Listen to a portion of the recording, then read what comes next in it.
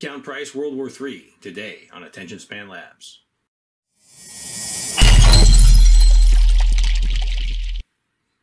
I hear a lot of neocons in the audience breathing heavily. Stow that chubber and zip up your pants, you bloodthirsty rapscallions. Unfortunately for you, this isn't the real World War III. It's just a game. But I'm sure if you pray to Satan really hard, you may get your wish. For members of the civilized world, I'll be unboxing the World War III Team Yankee starter set from Battlefront Games. This is a 15mm company to battalion scale wargame based on the Flames of War rules, but set in an alternate 1980s where World War III breaks out, according to the background described in Harold Coyle's 1987 novel Team Yankee. I'll also show you some assembled Battlefront miniature vehicles from their Tanks game, jointly published with Gale Force 9. Before we get to that, let me quickly mention that this is a special video because it will be released first to my backers on locals.com and only later on the free platforms. So if you're watching this on YouTube, Rumble, Odyssey, or BitChute, head on over to the locals link in the description and sign up for early bird and exclusive content. Long-time watchers of this channel are probably wondering why I'm showcasing this game, since I have so far stuck to 28mm and only really talked about sci-fi and World War II era war games. Well, there are two reasons. The first is that last week I took out some of my 15mm minis that I already owned and laid them out on my GeoHex table, and I was blown away by how impressive the scenery was. It just looked perfect at that scale. It'll always look good in 28mm or 25mm, but at 15mm, it was fantastic. So subsequently, I decided I would do some work fleshing out the alternate World War III scenario that I will also be releasing exclusively to my patrons on locals. The second reason is that art imitates life, and the real world has resuscitated fond memories of 7-year-old me gathering my stuffed animals to move down into my improvised basement bomb shelter. As we speak, various imbeciles and demonically oppressed Western government officials are trying to provoke global thermonuclear war with Russia to prop up their Ukrainian puppet regime. Their most recent scheme is to send NATO warplanes to the Ukraine, or else to let Ukrainian Air Force pilots and jets operate out of bases in Poland. Now, I don't know about you folks, but that really makes me think about rolling the dice. Now, for the benefit of those of you lecturing your screens that I should shut my retrograde fascist mouth and support the current thing, go fuck yourself. The same people who cried for 2 years that I was murdering grandma by not strapping a dirty hanky under my nose will not instruct me to pipe down while flaccid manlets like Lindsey Graham and Anthony Blinken bumblefuck their way into a nuclear holocaust, content that in the end they can always chop her off to Mount Weather while my children get to watch the MIRV warheads rain down just before they're burnt to ashes. So you go ahead and superimpose your blue and yellow flag over your Facebook profile picture and LARP at being an expert in geopolitics and military strategy with your half-soy, half-cum latte sipping activist mates on Twitter, but always remember that the cities get vaporized first. All right, now that we've assured that Battlefront Games will never ever sponsor my channel, let's take a look at the box.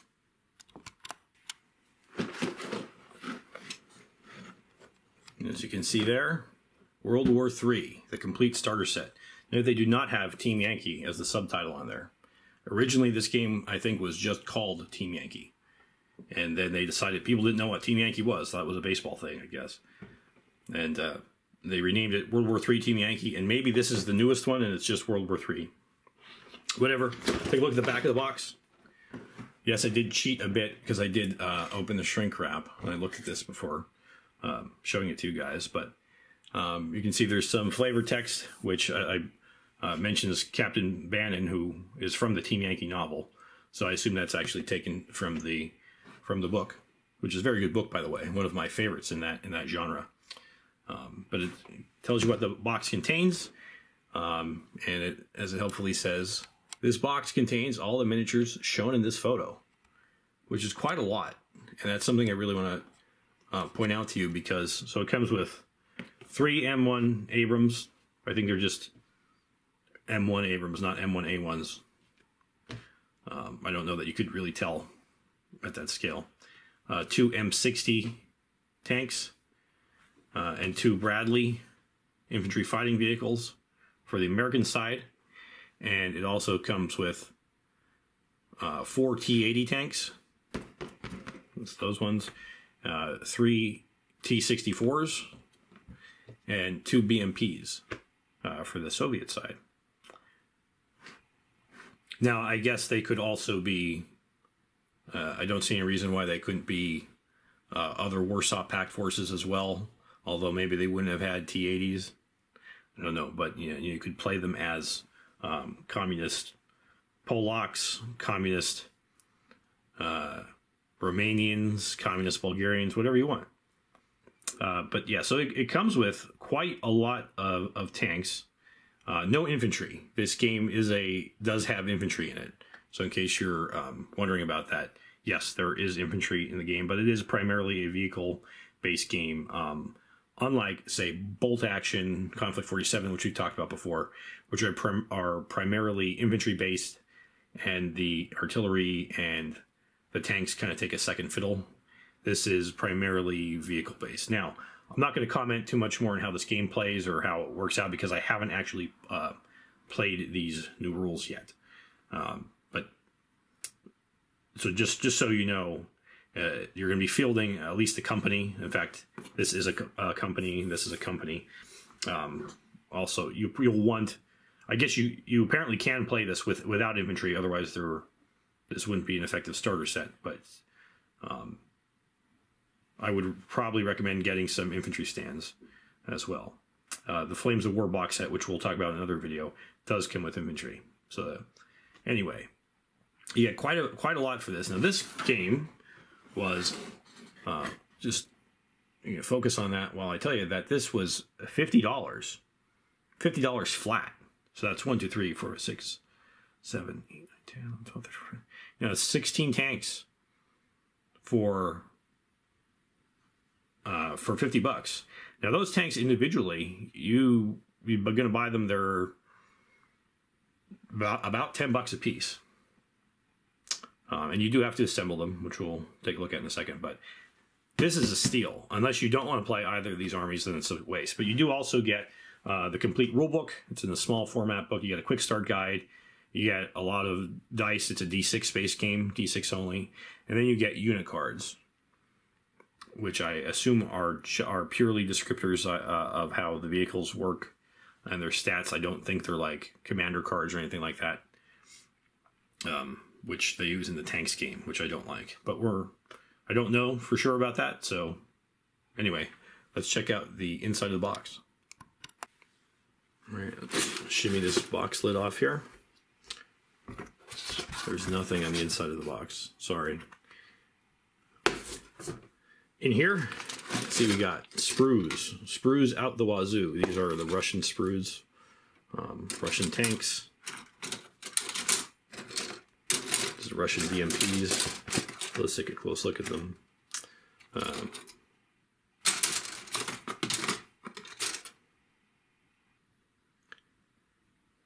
This looks like, yes, this is a full tank sprue. These are the T-80s, I guess.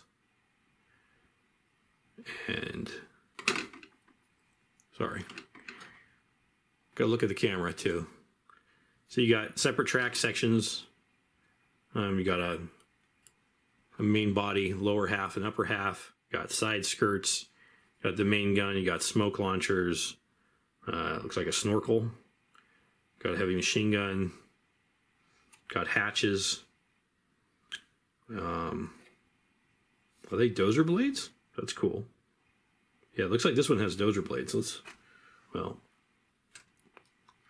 And then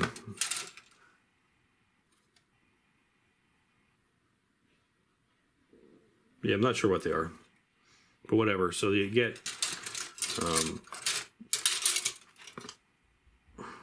4T. Okay, this one popped off. 4 T-80s.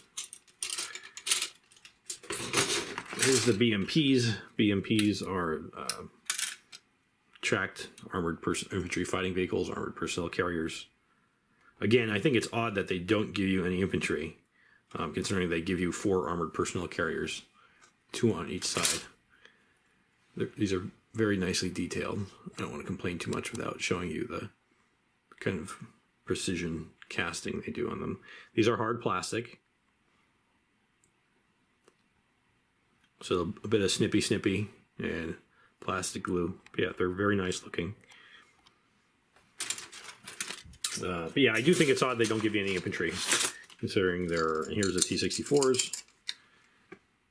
I'll show you one. They're all the same. Presumably, I think they're all the same.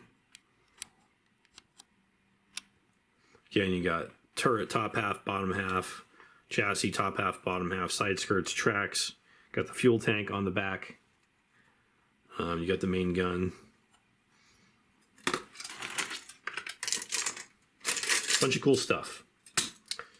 So that's the entire Soviet force. Well, okay, you do have. Well, this is nice. You get tank crew. Can I zoom in on those? No. How about this?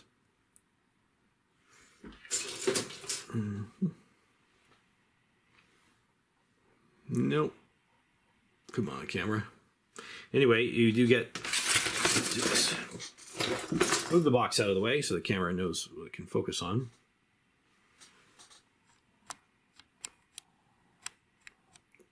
My goodness. No, it does not want to focus on them at all. All right. Well, anyway, you get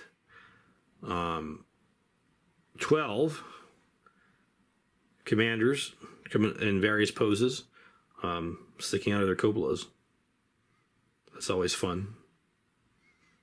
I know some of you think, why would I ever paint or add the little man sticking out the top, because it adds extra stuff to paint, and but the fact is, when you're painting a lot of tanks, you like to have little bits of things to make them interesting, differentiate them from each other. I like it, even though it's not too bad painting 15mm figures. Obviously, it's harder than, depending on your philosophy, it's harder than painting larger figures because it's harder to get at the detail. On the other hand, you also can paint them to a competent looking quality pretty quickly, because you can't, unless you're really zoomed in on it, you can't really see all the detail anyway. All right, so this is a Bradley. Oh no, this is not. Okay, so this is these two sprues. Two sprues for the M1 Abrams.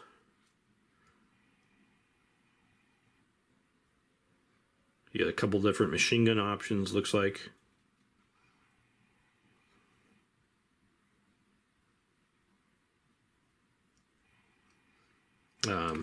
Yeah, side skirts, turret. You got the stowage railings, the back part for the engine, for the turbine. You got hatches. You got jerry cans. You got some stowage. That's good. There's actually quite a bit on these. Let's see what else we got. More of the same. Oh, here's more crew. I think these are these are Soviet crew, and you get 6 of them. They just look Soviet. I'll take a snapshot with a real camera, and so you can see these 2 crew sprues with a little more detail. Here is the M60 sprues. This is interesting. These are molded. The Abrams sprues are molded in gray, and the M60 sprues are molded in this green, this sort of bright green. But so are the Bradleys. Huh. It's interesting. They has the machine gun cupola there. I guess I haven't looked at an M60 in a while. Does that normally have that? Because it kind of reminds me of the MBT-70 tank that was never made, that was supposed to replace the M60 instead of the Abrams in the late 1960s and early 1970s, which they actually, if you're a G.I. Joe fan, they use the MBT-70 as the basis for the Mobat, which was G.I. Joe's first tank. There's 2 of them. Pretty much same deal as the other ones. It's nice that you don't have to put, thank goodness, the individual track sections or the individual wheels on, especially at 15 millimeter. And finally, for the models, here are the Bradley sprues.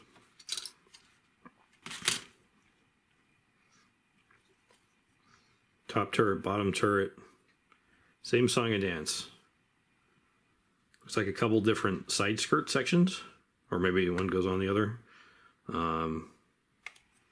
You got the gun mantlet. Yeah. So there you go.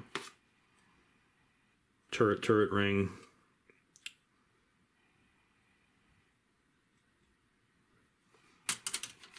You know, like I said, very good deal. This is just a T80 turret that popped off. You get these dice, which looks like they're American and Soviet dice, which is nice. I don't know if I don't think they use any kind of order dice like this. No, these are just regular dice. Yeah, they're nice bold colors. I don't know if they roll well. Hopefully they do. Oh, here, and there's another set of Soviet crew. Okay. So let's take a look. Here's the World War III. Again, no Team Yankee mention. Starter guide. It says start here, in case you were confused. There we go. All right. So it says the United States have the most powerful armed forces in the world.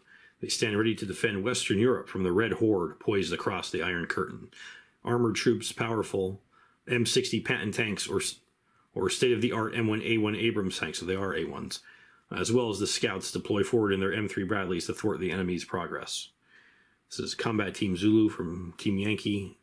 This M1 Abrams looks like it has Combat Team, a platoon.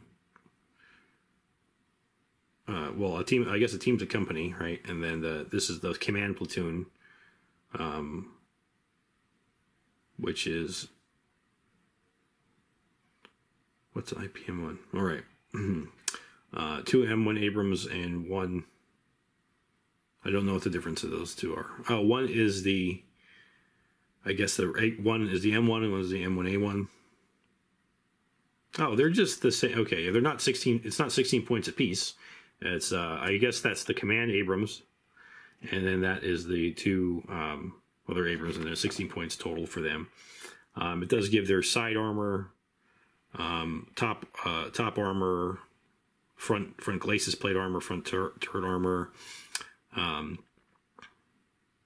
did peruse the rules a little bit here, so it tells you basically on the card what you have to roll for everything for.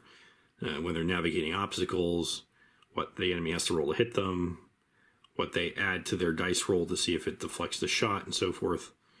There's a radius of fire for halted and moving, anti-tank, firepower. I don't know what all this stuff means exactly. I know what some of it means by perusing the book, but it's the M60 platoon, M3 Bradley Scouts.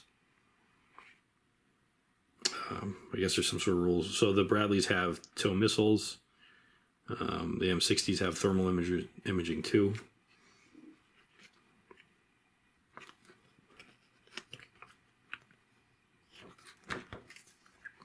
Here's the instructions.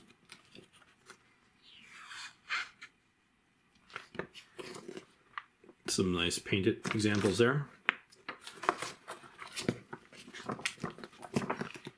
Soviet Breakthrough Tank Battalion. This doesn't look like a battalion to me. It doesn't seem like there's enough tanks in it. Could be wrong. So yeah, it's all the same kind of stats that they have. Specifically, okay, it tells you how to you can make companies that are all T-64s or all T-80s, and it gives you a certain amount of points.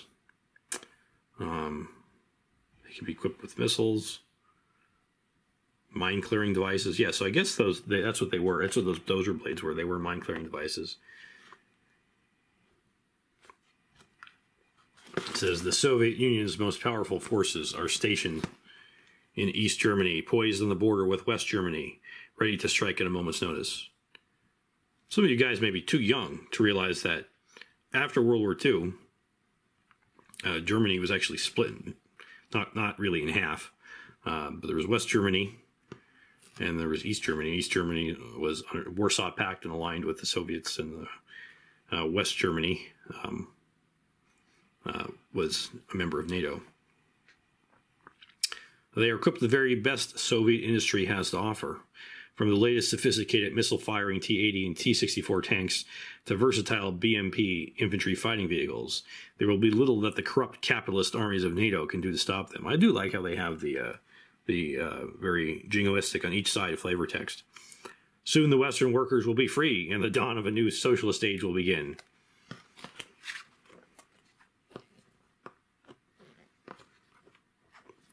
All right, some more instructions. Nice painted examples there. What's next?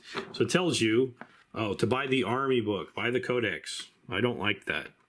I do not like codexes. I understand why they do it.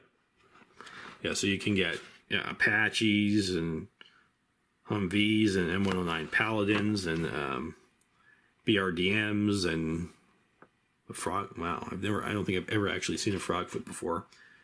The Hind. I know there's A10s. All kinds of awesome stuff. But we'll look at that a little bit later. Here's the cards.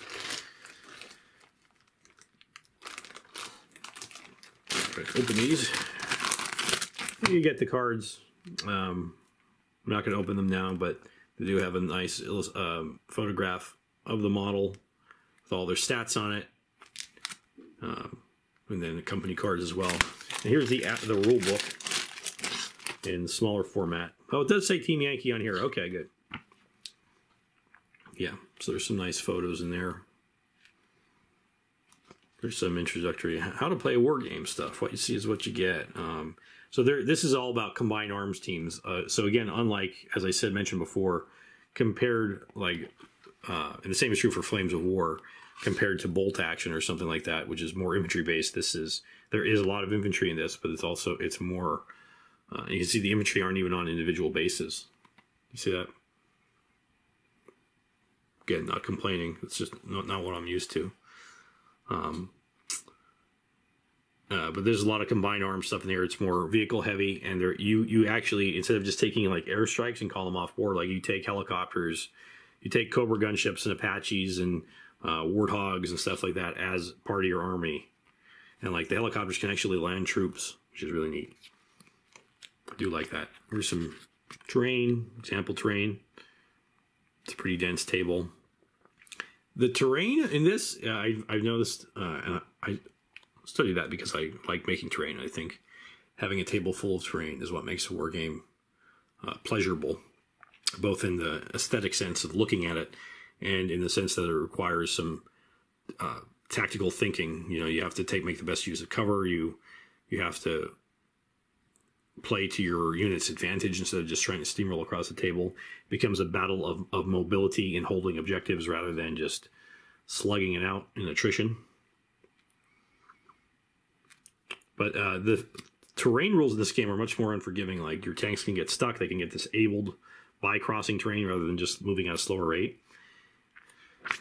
So yeah, there you go. There's the A10s, Devil's Cross. All right. Some good stuff in here. There's a quick. It's an interesting scene. It was looks like British forces. Yep. All right, and then there's a bunch of quick roll tables here. Again, I haven't played the game yet. I hopefully will. If you guys are interested, I will play a game.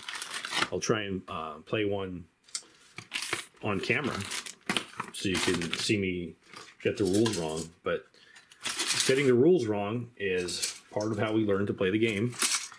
And it's even better to watch someone else get the rules wrong. Because then hopefully, if you're one of those rare people that learn from others' mistakes, you will not make those same mistakes yourself.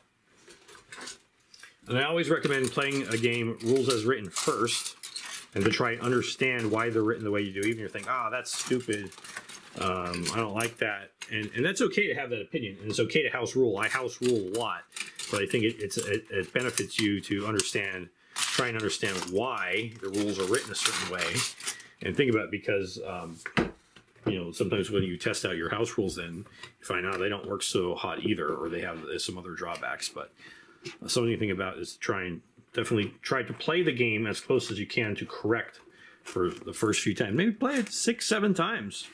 Trying to play it rules as written, and then you'll know if you really need to.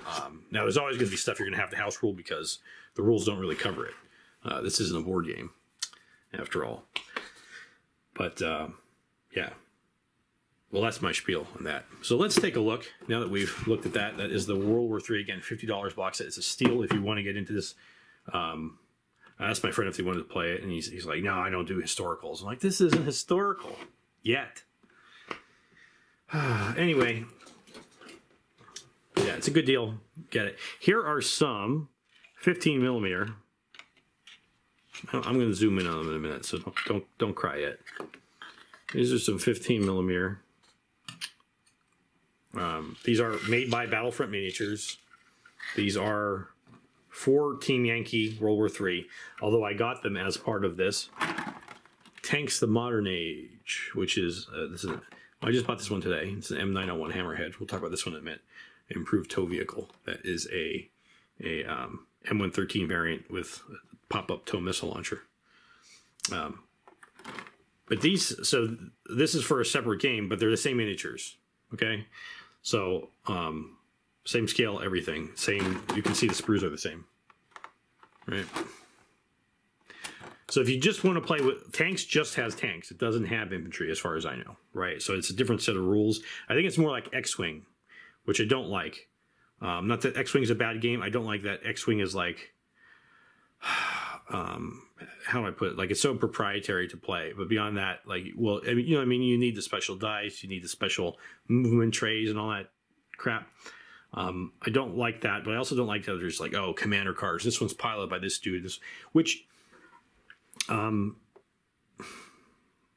shouldn't say I don't like it. I'm ambivalent. I have mixed feelings about it because on one hand, it seems to you're relying on special trickery rather than your own and like your unit buffs and stuff like that, rather than good generalship. On the other hand, it does offer an interesting bridge between role playing. So maybe if you're playing like Twilight 2000. And in X-Wing's case, like if you were playing a Star Wars role-playing game and then you were like, oh, let's do a space battle and we'll play X-Wing, and then you put your own characters in there, that would be cool. But then you're going to have to make up your own characters anyway. In this case, maybe you're playing Twilight 2000 or is there another World War III? Anyway, something like that. And then, yeah, you want to do a mass battle in Team Yankee. That's cool. We should talk about that. We should do videos on this. Anyway, so what I like about the Hammerhead, this reminds me of... when I was a little kid, when I was that 7-year-old kid that was loading my stuffed animals and toys to go down the basement because I thought the bombs were coming. This is like 1990, 91, when all kinds of stuff were happening when the Soviet Union was falling apart. Around that time, I had 1/72nd scale models, modern U.S. I talked about this in another video. Modern U.S. infantry, and Soviet Spetsnaz. Vietnam infantry, VC, stuff like that. But I also had like I had a couple of M113s and Hammerheads, and they were like the first models that I ever put together, and I kind of screwed them up, but my dad helped me fix them, and we painted them, and we built them together, painted them. It was a fond memory, so I really like the Hammerhead. I don't think they still use them anymore. I don't know what the problem is, other than they just don't. The government, U.S. government the Army hates the M113 because they already had a lot of them, and it's not sexy, so they couldn't spend a lot of money procuring wheeled shit like the Striker. Yeah, anyway, I think I will always prefer tracks to wheels. Anyway, so tanks, the modern age, same miniatures. And the $10, that's what they cost. So that's the same with the Team Yankee sets. Each individual tank is like $10. So there you go. We're going to think about that too. If you're interested in playing either Warsaw Pact or the American Forces, you'll probably want to get that set. These are other miniatures from the tank. Yeah, oops, let's zoom in. Oops. All right. First thing you notice, of course, is the Lynx helicopter. This is a British Lynx, which I have not even base coated, but I, equipped it for anti-tank duties. This was kind of a pain in the ass to put together. It wasn't really hard, but a couple times I glued my fingers to myself and put the skids on crooked, and the rockets were a bit fiddly to put on. The nice thing I really like about it is it came with magnets so that you could just built in to magnetize the rotors, because you're not going to store this with the rotors on. Don't do it. They'll break, or goodness, to make it so that it doesn't break, you'll have to take up so much space in your little foam box or whatever. And there's also I put magnets on this because you're going to want to paint these separately because you want this to be clear, remain clear. It is nice that they give you the flight stand. Yeah, here you go. British Lynx helicopter. This is a German Marder, which I guess is an IFV. It's not the original. Obviously, this is a Cold War Marder.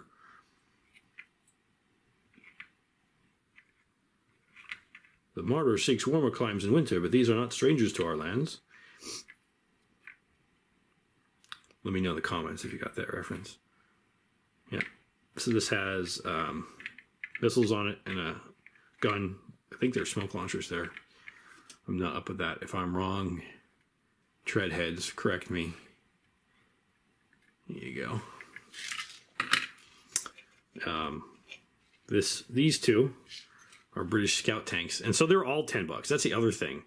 They are definitely not doing the Games Workshop thing where they're charging by points values.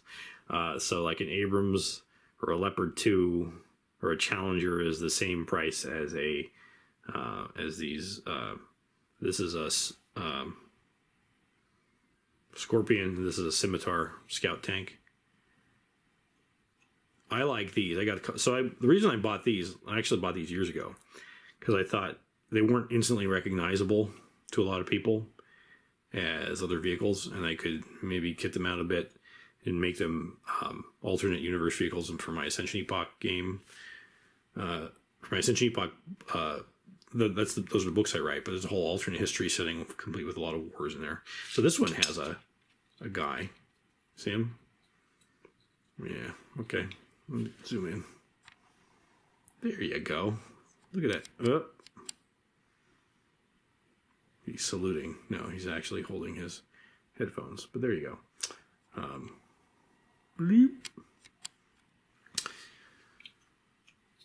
I thought they weren't instantly recognizable and could be used as like alternate history models for other vehicles that I'd come up with. I think these look a lot like the G.I. Joe Wolverine, except obviously the Wolverine has, because they're really small, they have the same sort of shape. Of course, the Wolverine doesn't have Wolverine has a missile turret, and then the later G.I. Joe adaptation of Wolverine, the Lynx, had a much larger gun and an automated turret. That's what they remind me of. And this is a British Switchfire, which is a purpose-built platform, I think, to fire the Switchfire missile, which honestly I don't know anything about. I know quite a bit about American and German Cold War tanks, but very little about the British. Yeah, so this is like a tank hunter ambush vehicle. So that's what they look like. They're very nice detailed miniatures. I'll show you them again as I work on painting them. I have no promises how soon that will be, but yeah, I like them. I do like 15 millimeter. Theoretically, 15 millimeter is actually my very favorite scale because I like that you can paint them quickly to a good quality without a huge amount of skill, because I think I'm a fairly skilled painter, but I certainly don't have a huge amount of skill. I like that you can field a lot of units, and it looks really good on, with all the kind of terrain. So 15 millimeter is very close. They rate 15 millimeter as 1/100 scale. It depends how you feel about that. But maybe closer to 1/120 or maybe even less than that. But it looks very good with HO scale, which is about 1/87th scale. So it's very close to sort of what I was talking about in previous videos about the bolt action Conflict 47 stuff, where they're 28 millimeter but actually bigger miniatures. The vehicles are 1/56 scale, but like they look good next to like 1/48 scale airplane models and so forth. So yeah, if you have an HO train layout, hey, you can play World War III Team Yankee on your HO layout. If you have like, certainly I have a lot of HO trains that I don't have a layout, but I intend to use them. A lot of the larger Matchbox cars are not to scale, but the cars are like 160 something scale, like 1/68th or something like that. So they look pretty good next to 25 millimeter or 1/72nd scale figures. But the larger vehicles, since they all just fit in the same size package, like say fire trucks, box trucks, certainly tanks, actually look very good for 15 millimeter, which I will be showing you that in another video. I have some old Matchbox and Hot Wheels tanks, which actually look like they could be painted up and fit right in. So that is, I think that's all my thoughts on this unboxing. I hope you enjoyed it. I hope by the time this goes out and you're watching it, that World War III did not break out in real life. And I hope you will join me on Locals and continue to support my more creative efforts than just making unboxing videos, including writing books, writing and publishing war game and RPG supplements. But we'll get our start on there. So thank you for sharing this up about a half hour or so with me. And if you already played this game, let me know what you think about it in the comments. If you are interested in getting into 15 millimeter wargaming, but not sure how to get started or what era, let me know, and let me know your thoughts on wargaming. And if you're a kid who survived the tail end of the Cold War, let me know how if you were as anxiety ridden as I was in the very early 90s. All right, have a good night.